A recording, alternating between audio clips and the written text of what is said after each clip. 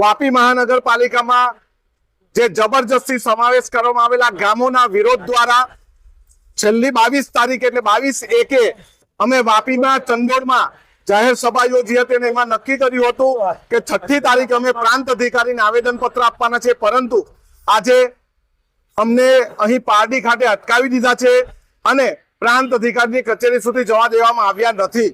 એટલે અમે પોલીસ કર્મચારીને કીધું છે જ્યાં સુધી તમે આનો નિવારો ન લાવો ત્યાં સુધી અમે અહીં બેસવાના છે। પ્રાંત અધિકારીની કચેરીનો કોઈ પણ આવીને અધિકારી અમારી પાસે આવેદન પત્ર લઈ જશે તો અમે આવેદન પત્ર આપીને છૂટા પડશું અને આવનારા દિવસમાં આ આંદોલનને વધુ ઉગ્ર બનાવીને વાપી નગરપાલિકાનો ઘેરાવો પણ અમે અમારા આગેવાન અને જે તે ગામના આગેવાનો દ્વારા અમે કરીશું।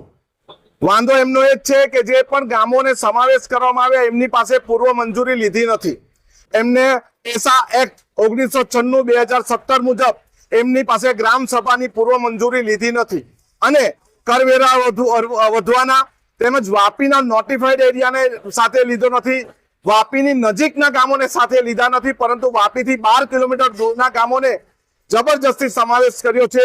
એનો વિરોધ છે અને એના વિરોધ માટે અમે આ બીજું આંદોલન કરી રહ્યા છે। આમ લોકોને નગરપાલિકાના વેરા ભરી શકવાની શક્તિ નથી અને એટલા બધા વેરા છે કે જ્યાં પાણી નથી તો બી પાણી વેરો, ડ્રેનેજ નથી ત્યાં ડ્રેનેજ વેરો, એટલે માણસો બધા વેરા ક્યાંથી ભરશે?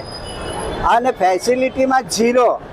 ત્યાર પછી તાલુકાએ અમારી પાસે માંગ્યું કે ભાઈ તમારે જોડાવું નહીં જોડાવું, બધી ગ્રામ પંચાયતે ના લખી છતાં પણ અમારી પીઠ પાછળ ખંજર ગોઈપું સરકારે, ખંજર, અને એવી ખંજર ગોઈપું કે જે અમારાથી સહન નહીં થાય અને આ વેરા પણ અમારાથી બિલકુલ સહન નહીં થાય।